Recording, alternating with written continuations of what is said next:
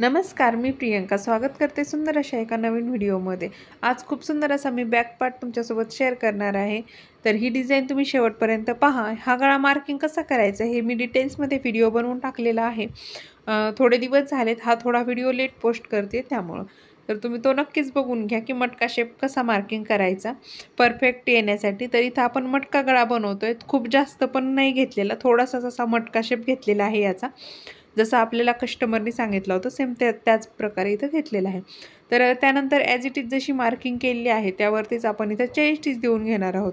तर इथं पूर्ण गळ्याला जशी मार्किंग आहे तशा प्रकारे मी इथं 2 चेन स्टिच जे आहेत तर ते देऊन घेते। एकदम चिटकून ह्या चेन स्टिच द्यायच्या आहेत तुम्हाला जवळ आणि 2 द्यायच्या आहेत।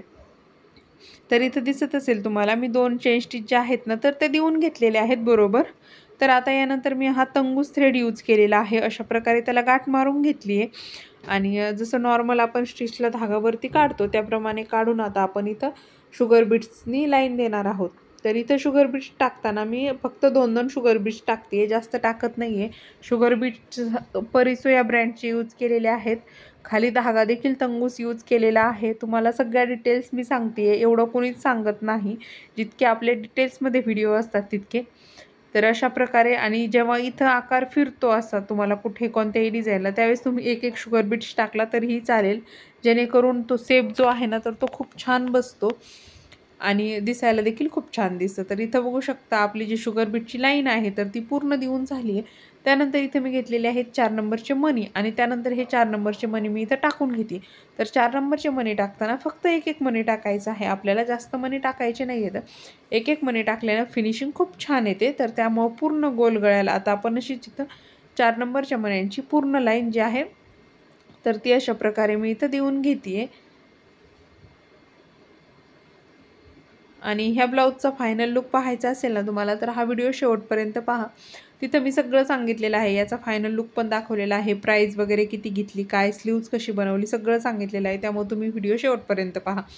त्यानंतर इथं परत आपण पूर्ण गळ्याला जे आहे ना तर ते 4 नंबरच्या मण्यांना गळ्याला करून घेतलेलं आहे मार्किंग। आता आपण परत इथं शुगर बीट्स घेतलेले आहेत आणि शुगर बीट्सनं परत आपण इथं 2-2 शुगर बीट्स टाकून पूर्ण परत गळ्याला आउटलाईन जी आहे ना तर ती देऊन घेतोय। डिझाईन खूप सिंपल आहे पण दिसायला खूप छान दिसते आणि ही डिझाईन मी खूप जणींना बनवून दिली आतापर्यंत। ही डिझाईन जी बनवते ना मी हे खूप जणींना आवडलेली आहे। म्हणजे थोडेफार चेंजेस आहेत फक्त तिच्यामध्ये कुठेतरी किंवा मग एकसारखी ही देखील खूप जणींना बनवून दिली आहे। तर दिसायला देखील खूप सुंदर दिसते आणि खूप ट्रेंडमध्ये अशी चाललेली ही गळ्याची डिझाईन आहे। मी इथं मटक्या गळ्याला बनवते, तुम्ही गोल गळ्याला बनवली तरी देखील चालेल। त्यानंतर हे मी घेतलेले आहेत पान स्टोन। तर पान स्टोन जे आहेत ना मी गोल्डन कलरचे घेतलेले आहेत।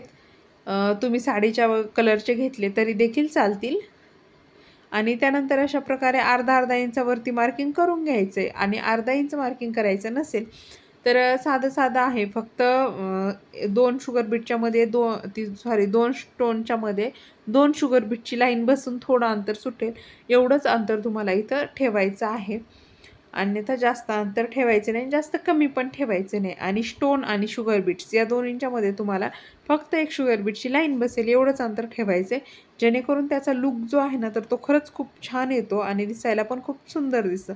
तर यासाठी तर इथं बघा तुम्ही पूर्ण आता मी अशा प्रकारे स्टोन जे आहेत ना तर ते चिटकून घेते फॅब्रिक ग्लू लावून आणि ह्या सुईनं जशी मी चिटकवते ना तर ही सुईनं ज्यावेळेस आपण स्टोन उचलतोय ना तर त्यावेळेस तो उचलावा यासाठी थोडीशी सुई जी आहे ना तर ती फॅब्रिक ग्लूमध्ये अशी थोडीशी बुडवून घ्यायची आणि त्यानंतर तो स्टोन इझिली उचलला जातो आणि तिथं असा पॅक बसला जातो आणि अशा पद्धतीने जर तुम्ही स्टोन वगैरे चिटकवत असाल ना तर ते फिनिशिंगमध्ये चिटकवतात, हातानं फिनिशिंग येत नाही। त्यासाठी तुम्हाला हीच पद्धत यूज करावी लागते आणि सेम अशाच प्रकारे तुम्हाला पूर्ण जेवढा गळा आहे आपला तर त्या सगळ्या गळ्याला तुम्हाला अशा प्रकारे इथं स्टोन चिटकून घ्यायचे आहेत आणि हे सुकेपर्यंत तुम्हाला थोडंसं थांबायचं आहे, अन्यथा मग ते सरकतात इकडं आणि मग सरकल्यानंतर वर्क जे आहे ते फिनिशिंग बिघडते। त्यामुळे तुम्हाला हे सुकू द्यायचे आहेत।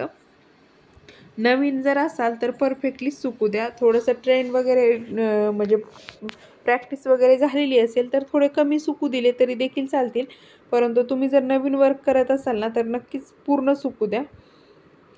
आणि त्यानंतर इथं परत आपण शुगर बीट्सने याला आउटलाईन देऊन घेणार आहोत.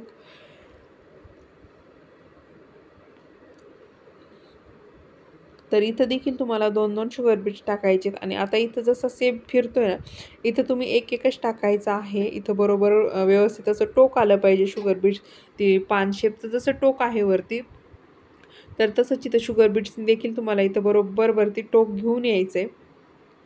आणि सेम अशा प्रकारे इथं जे पूर्ण जे पान सेप आहेत ना, तर त्याला अशा प्रकारे इथं तुम्हाला करून जायचं आहे. म्हणजे एक पान झालं ना, तर त्याच्या पुढून यायचं पाठीमागे आणि परत पाठीमागची साईड करून परत नंतर दुसऱ्या पान स्टोनला पुढच्या साईडला जायचं. इथं तुम्हाला दिसत असेल की बघू शकता आता बरोबर लाईन चालली आहे आणि ती लाईन अगोदर पुढच्या साईडनं वर्क करून मग ह्या साईडनं फिरवते. असं केल्यानं फिनिशिंग खूप छान येते आणि दिसताना देखील हे जे आहे ना, हे खूप सुंदर दिसतं. तर त्यासाठी तुम्ही देखील असं करू शकता आणि असं केल्यानेच याला फिनिशिंग येते. डायरेक्ट घेतल्यानं फिनिशिंग येत नाही. आधी समोरून जायचं, नंतर आतल्या साईडनं पुढं जायचं आणि असा याचा फायनल लूक होता. पूर्ण बनवलं सेम हीच प्रोसेस तुम्हाला पूर्ण गळ्याला फॉलो करायची आहे आणि पूर्ण झाल्यानंतर असा काहीसा याचा लूक होता. इथं लटकन बनवले होते मी, तर ते माझ्याकडून एक लटकन आधी वेगळी डिझाईन बनवली होती, पण ती मला आवडली नाही. मग मी अशी बनवली परत. तर हे बघू शकता ह्या गळ्याचा हा फायनल लूक आहे. किती सुंदर असा लूक आलेला आहे. लटकन बनवताना दाखवलेले नाही आहेत, कारण व्हिडिओ खूप मोठा होतो आणि मी खूप वेळेस याआधी पण लटकन तुमच्यासोबत शेअर केलेले आहेत किंवा मग अजून पण करेल एखाद्या वेळेस तुम्हाला जर काही डाऊट असेल तर. आणि हा मोराची डिझाईन मी स्लीव्जवरती बनवली होती. तर बघू शकता किती सुंदर झालेला आहे. परंतु विषय असा झाला की हे मोराची डिझाईन शूट करायला मला वेळच भेटला नाही, त्यामुळे शूट वगैरे काहीही केलेली नाही आहे. तर हा असा या ब्लाऊजचा फायनल लूक होता. ह्या ब्लाऊजचे मी 2,200 रुपये शिलाई घेतली होती. 1,700 रुपये वर्क करायचे होते. त्यानंतर लटकनचे 200 रुपये होते आणि प्लस शिलाई होती 350 रुपये, पण मी त्यांच्याकडून 300 रुपये घेतली. असे मिळून सगळे याचे आपण 2,200 रुपये